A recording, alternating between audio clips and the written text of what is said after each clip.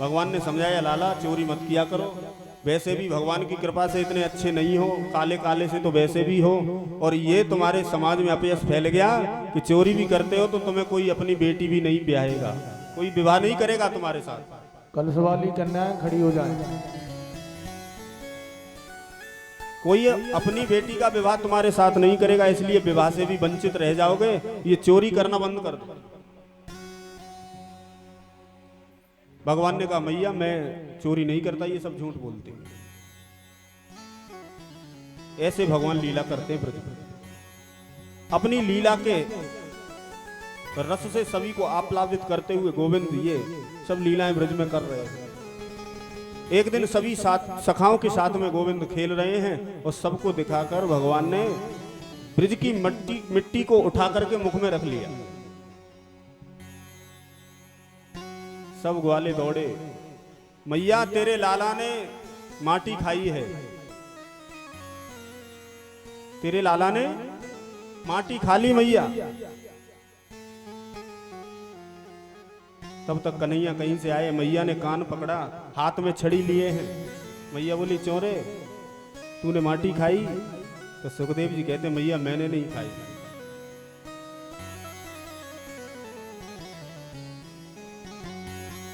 ना हम भक्षितवानां सर्वे मिथ्याभिशंसिनः। मैया ये सब झूठ बोल रहे हैं, मैंने माटी नहीं खाई।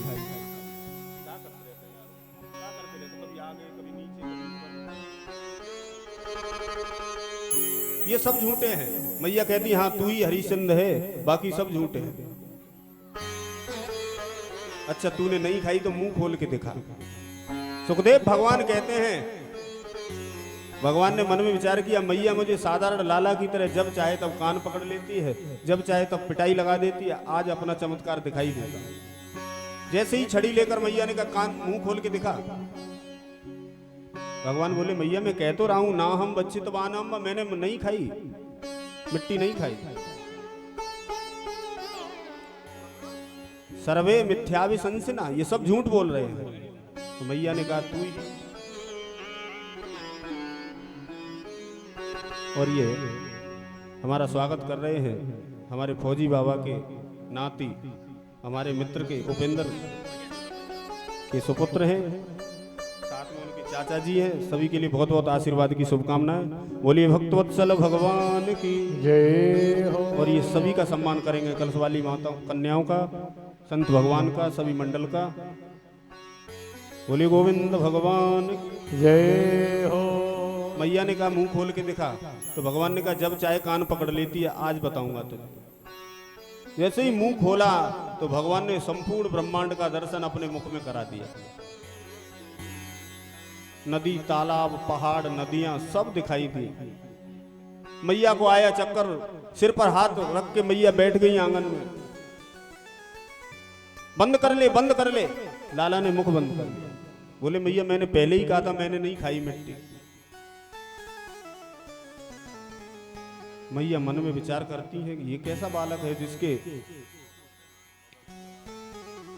जिसके मुख में ये क्या देख रही हूं मैं।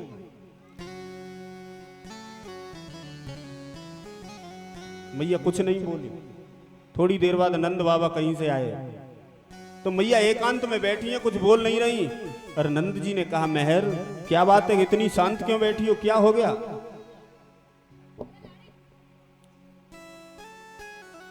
बोले सुनो, हमारा जो लाला है ना, मैंने इसके मुंह में देखा सब नदी, पहाड़, पूरा ब्रह्मांड इसके मुख में दिखाई देता है। मैया बोली, वो मैया ने जब कहा तो नंद बाबा बोले देवी बुढ़ापा है ना, इसलिए तुम्हारी बुद्धि भ्रमित हो गई है। लाला के ये छोटा सा लाला, इसके मुख में नदी तालाब कहां से आएंगे?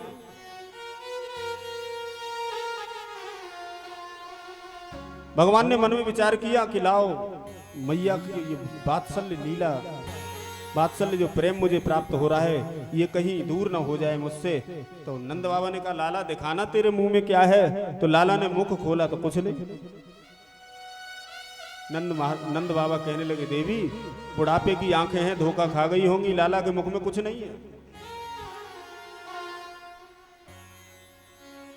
और ये 201 रुपये हमारे रणवीर फौजी बाबा जी की तरफ से ठाकुर जी के चरणों में भेंट आई है। ठाकुर जी से बहुत बहुत आशीर्वाद की शुभकामनाएं। घर में परिवार में सुख शांति समृद्धि बनी रहे। बोलिए गोविंद भगवान की जय हो। सुखदेव भगवान कहते हैं भगवान आए हैं सबका उद्धार करने। नंद भवन के दरवाजे पर 2 पेड़ खड़े हैं यमलार्जुन के। एक दिन मैया लाला को स्तनपान करा रही। लाला ने एकाएक पूछ लिया, मैया तुम ये बताओ मुझसे कितना प्रेम करती हो? बहुत प्रेम करती हूँ। भगवान ने लीला करी, चूल्हे पे रखा दूध। भगवान ने अपनी योग माया से दूध को उबाल दिया। दूध निकलने लगा और जैसे ही निकलकर अग्नि में जलने लगा तो मैया ने लाला को तुरंत गोद से नीचे डाल दिया और दौड़ी दूध उठाने।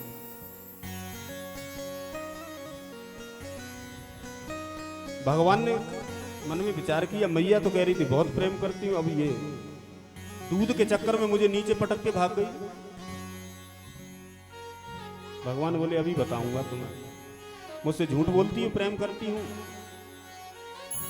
थोड़ी देर बाद मैया गृह कार्य में लग गई और लाला ने पाया मौका, जो दही की मटकी रखी थी आंगन में, एक पत्थर का लोड़ा उठाया और पत्थर से उस मटकी में मारा। एकदा गृहदासी सुयशोदानंद गेहिनी कर्मांतर नियुक्तासु निर्ममंथम स्वयं दधि। अपने हाथों से दही मथ रही थी मैया, कोई काम आ गया उठकर गई तो लाला ने कहा कि ये झूठ बोलती है कि मैं प्रेम करती हूँ, और अपने उस पत्थर से मटकी को तोड़ दिया। मैया को क्रोध आ गया।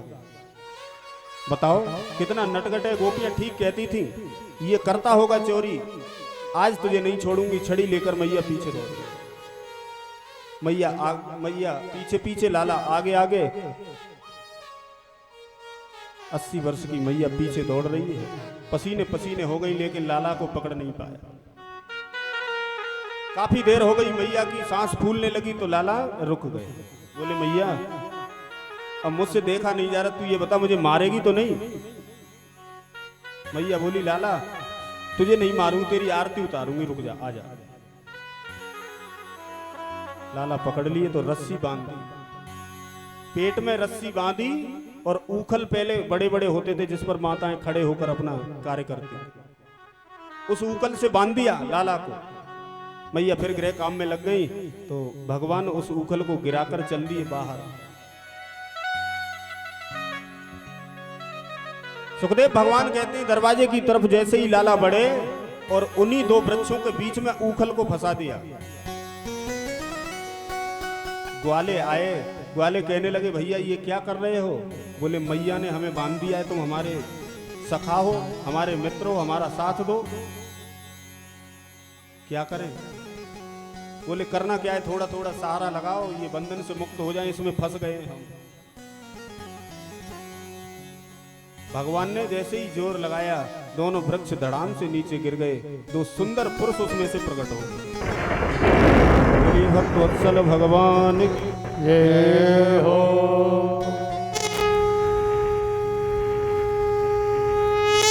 सुखदेव भगवान कहते हैं राजन परीक्षित 2 सुंदर पुरुष प्रकट हो गए। परीक्षित ने कहा महाराज कौन थे? बोलिए कुबेर के पुत्र थे।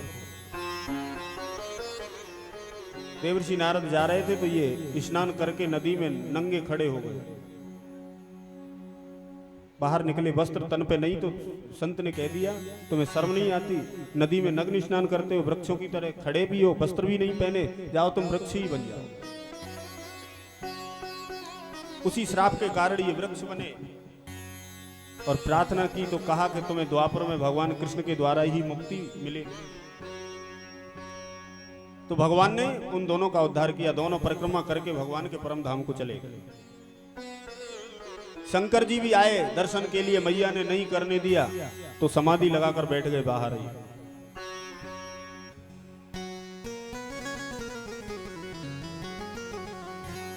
भगवान से प्रार्थना करते हैं मैं दर्शन करने आया हूं, क्या ऐसे ही लौट के जाना पड़ेगा? तो भगवान ने लीला करी, रोना प्रारंभ हो गए। मैया खूब इस दूध पिलाती है, सब गोपियां खिला रही हैं, लेकिन चुपई नहीं होते। किसी गोपी ने कहा मुझे लगता है किसी की नजर लगी है, मैया कोई संत की व्यवस्था करो। बाहर मैया निकली तो दरवाजे पर बैठे भोले बाबा।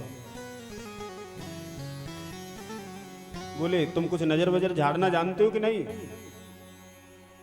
भोलेनाथ मन में विचार करने लगे, लगता है ठाकुर जी ने मेरी सुन ली।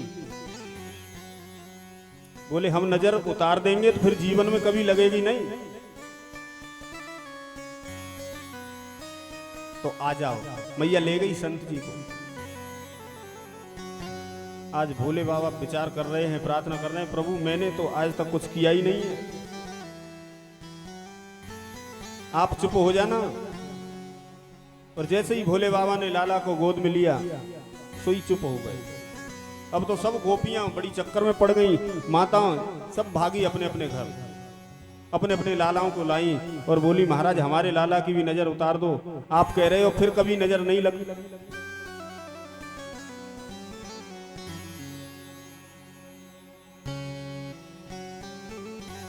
मैया पार्वती भी वही है, भोलेनाथ से कुछ कह नहीं पा रही। सब माखन मिश्री लेकर आई, सबके लालाओं की नजर उतारी, और जब खूब माल इकट्ठा हो गया तो भोले बाबा पोटली बनाकर और अपने सिर पर रखकर चले कैलाश की तरफ। यशोदा मैया बोली बाबा जी जा रहे हो?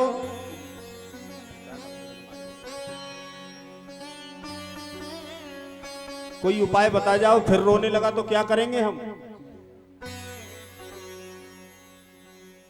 बोले ऐसा करना, जहां तेरा लाला स्नान करता है ना, वहां मेरा मंदिर बनवा देना। इसके स्नान का जल जब तक मेरे ऊपर गिरता रहेगा, तेरे लाला को कभी नजर नहीं लगेगी। बोलिए शंकर भगवान की जय हो। सुखदेव जी कहते हैं राजन परीक्षित, मैया ने भोलेनाथ का मंदिर बनवा दिया। धीरे धीरे और प्रभु ने लीला की। थोड़े बड़े हुए, गोपाष्टमी का समय आया, मैया ने गायों का पूजन कराया। तो गोपाष्टमी से ही ठाकुर जी ने गायों को चराने का कार्य प्रारंभ किया। छोटे छोटे बछड़ों को ले जाते हैं कृष्ण और गायों को बलराम ले जाते हैं।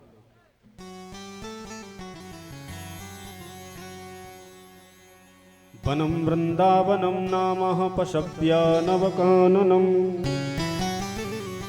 गोप गोपी गवां सेव्यं पुण्यावी तृणवीरुधम। गायों की सेवा है वृंदावन में, संतों की सेवा है, ब्राह्मणों की सेवा है, इसलिए वृंदावन में आनंद है। ठाकुर जी जाते हैं गायों को चराने।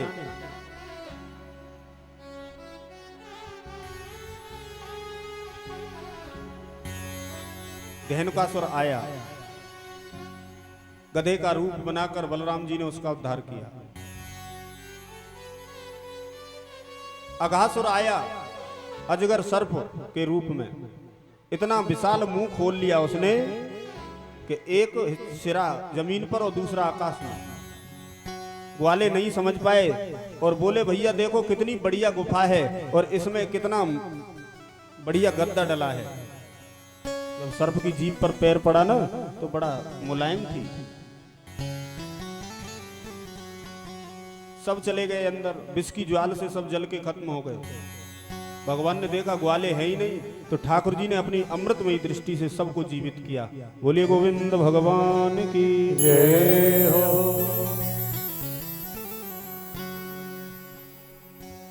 ब्रह्मा जी को मालूम हुआ कि नारायण आए हैं अवतार लेकर ब्रज में।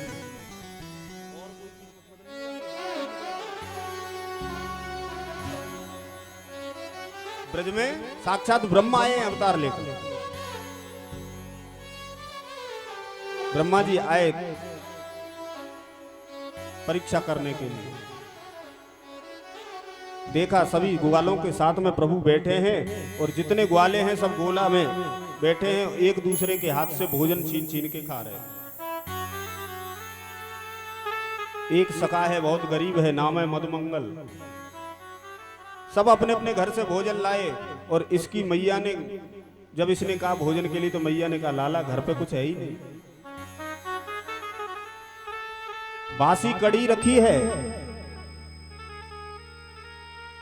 वही लेके आया है। तो ठाकुर जी के पास नहीं बैठ,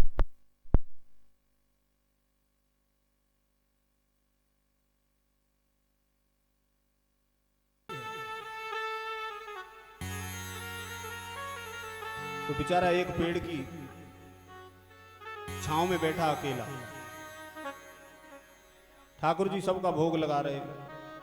देखा मदमंगल आया नहीं है, ठाकुर जी चुपके से उठकर गए। मदमंगल ने देखा लाला मेरी तरफ आ रहे हैं, तो वो बासी कड़ी उसने पीनी चाहिए कि ये मानेंगे नहीं खाएंगे, तो पी गया कड़ी को।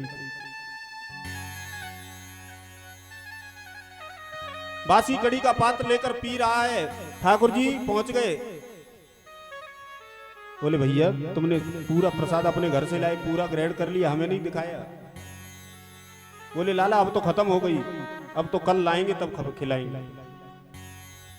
भगवान ने देखा उसके मुख पे कुछ लगी है कड़ी, तो भगवान ने अपनी जीभ से उसके मुख को चाट लिया। बोले गोविंद भगवान जय हो।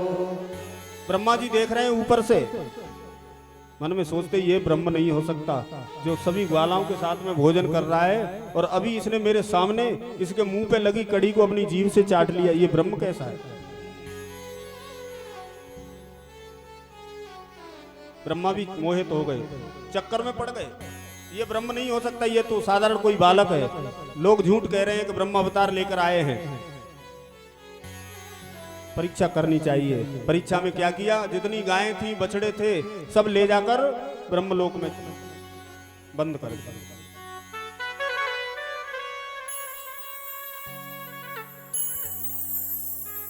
भगवान ने अपनी माया से वैसे ही गाय वैसे ही बछड़े बना दिए, किसी को पता नहीं लगा। ब्रह्मा जी ने देखा लाओ चल के देखता हूं क्या लीला हो रही है उस ब्रह्म की। आकर के देखा तो वैसे ही गायें वैसे ही सब व्यवस्थाएं ठीक से चल रही है। भगवान ने कहा अच्छा परीक्षा ले रहे हो मेरी, तो जब तक ब्रह्मा जी आए इधर देखने, ठाकुर जी यहां भी बने रहे और ब्रह्मा बनकर ब्रह्मलोक में भी पहुंच गए। ब्रह्मा बन के गए अंदर और अपने द्वारपालों से कहा सुनो, आजकल बैरुपीय बहुत घूम रहे हैं, मेरे जैसा स्वरूप बनाकर कोई आए उसको अंदर आने मत देना। द्वारपालों ने कहा ठीक है महाराज, पैसे ही इसी बात के लेते हैं, आपकी बिना आज्ञा के हम किसी को अंदर प्रवेश नहीं कराएंगे। ब्रह्मा जी लौट के आए, सोई द्वारपालों ने रोका, ए कहां जा रहे हो। ब्रह्मा जी बोले क्या मतलब, हमारे ही सेवक हो तुम, हमारे ही नौकर हो, हम ही से ऐसे बात करते हो, तमीज नहीं है, क्या हो गया तुम्हें, भांग खा रखी है। बोले हमने भांग नहीं खा रखी, तुम कौन हो। बोले मैं ब्रह्मा हूं, तुम्हें नहीं पता। द्वारपाल बोले ऐसे ब्रह्मा बहुत आते हैं, तुम जाओ यहां से, नहीं तो अभी सब ब्रह्मागिरी तुम्हारी निकाल देंगे। डांट के भगा दिया ब्रह्मा जी। ब्रह्मा जी मन में सोचने लगे मेरे ही द्वारपाल, मेरे ही सेवक ये ऐसा व्यवहार मेरे साथ क्यों कर रहे हैं। ब्रह्मा जी रोने लगे।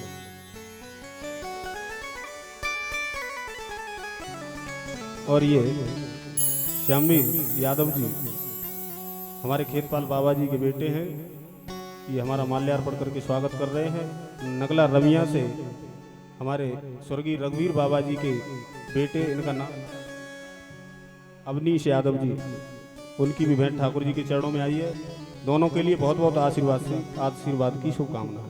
बोलिए भक्तवत्सल भगवान की जय हो। ब्रह्मा जी बैठ गए, रोने लगे, मेरे ही सेवक मुझसे अभद्र व्यवहार कर रहे हैं क्यों। और ध्यान लगा के देखा तो वो ठाकुर जी टेढ़ी टांग वाले ब्रह्मा बन के ब्रह्मगत उस पे बैठे हैं, आसन पर ब्रह्मा बनकर बैठे हैं। अब तो रोने लगे, मन में सोचने लगे अपराध हो गया मुझसे। द्वारपालों से कहा भैया मैं बैरुपियाई हूं, मैं तो नकली ब्रह्मा हूं, असली वाले अंदर हैं, उनके दर्शन के लिए मुझे जाने दो। तो बोले कि रुको हम पूछ के आते हैं, वो आज्ञा करेंगे तो आपको मिलवा दिया जाएगा, मना करेंगे तो फिर आपको दर्शन नहीं हो पाएगा।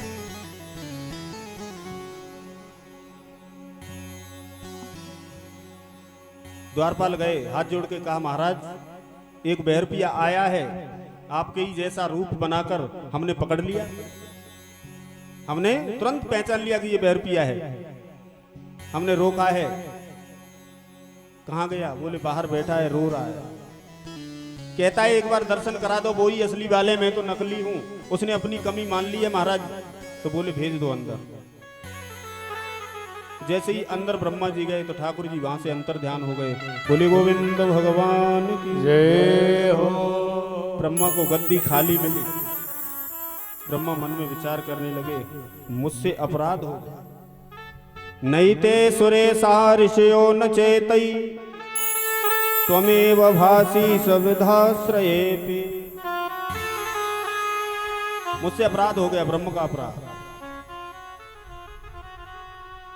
काफी दिनों तक नहीं गए। कहीं नौकरी कर रहे हो और किसी मालिक का अपराध हो जाए तो उसके सामने जल्दी से मत पड़ो। तुमसे गलती हो जाए किसी की तो उसके सामने 1-2 दिन मत पड़ो, इधर उधर से निकल जाओ बच के। ब्रह्मा जी ने कहा अभी जाऊंगा तो कहीं कह दिया कि हम तुम्हें ब्रह्मा के पद से हटा रहे हैं तो मेरा तो पद चला जाएगा। 2-4 दिन बाद गए। सुखदेव जी कहते हैं राजन परीक्षित, ब्रह्मा जी जब पहुंचे भगवान से स्तुति करते हैं, प्रभु मैं तो तुम्हारा बनाया ही हुआ हूं, मैं आपका ही हूं, मुझे क्षमा कर दो, मुझसे अपराध हो गया। बड़े बड़े ऋषि महात्मा अमलात्मा आपको नहीं जान पाए, वेदों ने भी नेति नेति कह दिया, मैं तो साधारण हूं, आपको नहीं पहचान पाया। ब्रह्मा ने बहुत स्तुति करी, ब्रजवासियों की बड़ी प्रशंसा की, ये बड़े भाग्यशाली हैं जो आपका अंग संग प्राप्त कर रहे हैं, आप इनके साथ में लीला कर रहे हैं, इनका बहुत भाग्य है। तो भगवान मुस्कुराए, तो देखा ब्रह्मा जी ने ठाकुर जी हंसे और सोई 3 परिक्रमा करके ब्रह्मा जी ब्रह्मलोक को चले गए। तत्तेनुकंपा समुसी क्षमाणो भुंजान एवात्मकृतम विपाकम। 3 परिक्रमा की, वैसे नारायण की 4 परिक्रमा होती है। ब्रह्मा जी इतनी जल्दी में है कहीं रोक न लें और मुझे पद से न निकाल दें। 3 परिक्रमा करके ब्रह्मलोक को चले गए।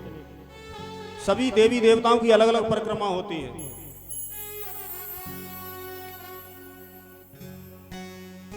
शिव जी की परिक्रमा आधी होती है।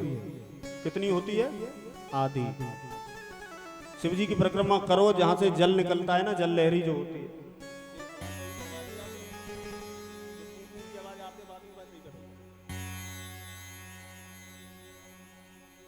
सुखदेव जी कहते हैं राजन परीक्षित, हर देवता की अलग परिक्रमा होती है।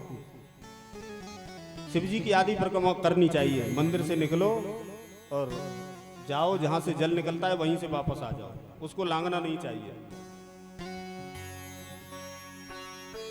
और देवी की कितनी होती है परिक्रमा? 1। और गणेश जी की 3। गणेश जी की 3। यज्ञ हम लोग कर रहे हैं, इसकी भी 4 परिक्रमा होती है।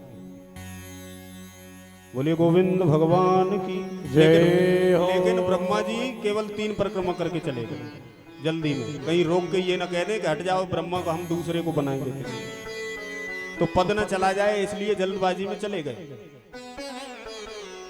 सुखदेव जी कहते हैं राजन परीक्षित, भगवान ब्रज में अनेकों लीलाएं की भगवान ने। एक दिन सभी साथियों के साथ में गए।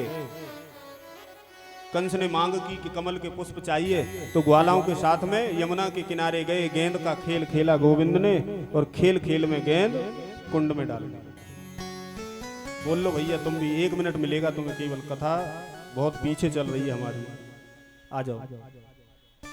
तुम बहुत मेहनत करते हो क्षेत्र में, वैसे हमारा मन तो नहीं है कि किसी को समय दे, लेकिन आपको जरूर देंगे। बोले गोविंद भगवान।